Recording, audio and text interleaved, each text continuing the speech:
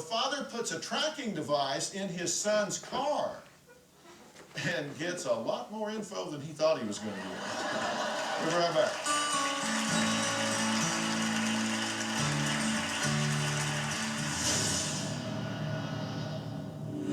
I put this chip in the truck. I was shocked.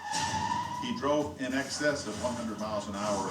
My reaction went from extreme anger to extreme fear. I don't think it's that big of a deal. My dad feels that if anybody goes over 100 miles an hour, they're crazy.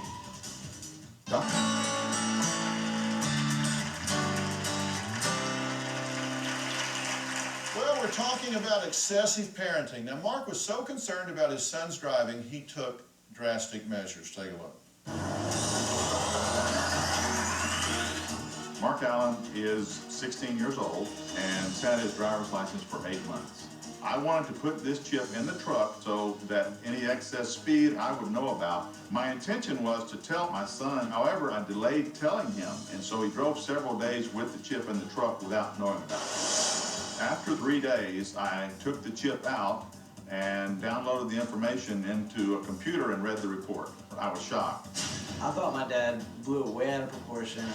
He drove in excess of 100 miles an hour on at least 3 occasions. There were 20 or 30 extreme accelerations and extreme brakes. My dad feels that if anybody goes over 100 miles an hour, they're crazy.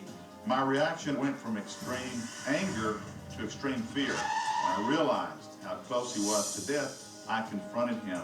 I was extremely angry, and he saw a side of me that he's not used to seeing. He was really, really mad. He was yelling. I just yelled right back at him. Why is there a chip in my car?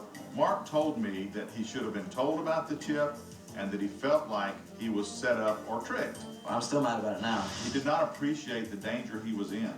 And his response was, sure, I was driving that way, but all of my friends do. My greatest fear would be that my dad would never 100% trust me just because of this one situation. So we're just joking around having a good time, and I don't think it's that big of a deal. We drove 100 miles an hour as safe as you could make it. It wasn't like he was a reckless driver, he just drove really fast. If it's time for you to go, no matter if you're going 30, 50, 105, if it's your time, you're gonna go. I firmly believe that every driver between 16 and 18 years old should be monitored. I will not remove the chip because I will sacrifice trust for safety. If we have trust issues, at least we don't lose our son. Dr. Phil, I want to know what you think about the car chip. Did my dad do the right thing, or did he go too far? Well, I've got a couple questions for you to start with. You say that you have admitted that this has been your normal driving pattern for like the last 4 months. Yes. Okay, look right here, 30 miles an hour. 30 miles an hour, that's a car that's been in a 30-mile-an-hour crash.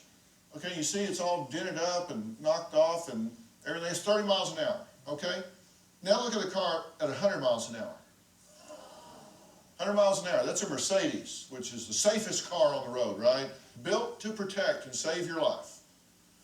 100 miles an hour. I want you to picture yourself in that right now at 100 miles an hour. Okay, but you're not scared, right? More or less. It's More not. or less. Well, let me put it to you this way. You may think that it's not scary to you, but I drive on the streets, and it's scary to me for you to do that.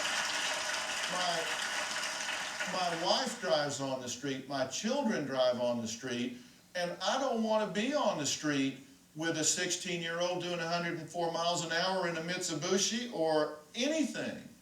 And Dad, I would not take that chip out of that car.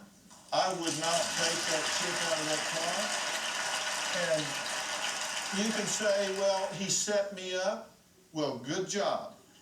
Good job. You said you forgot to tell him. What's the point in telling him?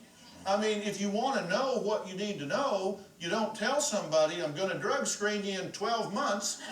You know, that's kind of telegraphing. I'm glad you didn't tell him. And you can say, well, I feel like I was set up. That's a matter of trust. Trust is earned. Your job is to protect him, and you did what you had to do to protect him. I agree with you 100% without qualification that you did the right thing here. And he's not a bad kid, and the reason that you need to do this is because 16-year-olds, and really this isn't a put down to you, 16-year-olds cannot predict the consequences of their actions. Well, Dr. Phil, a wise man once said, "It is not my job to be his friend. It is my job as a parent to raise him to adulthood, safe, sane, and in one piece." That's right. It was a wise man that said that. We'll be right back.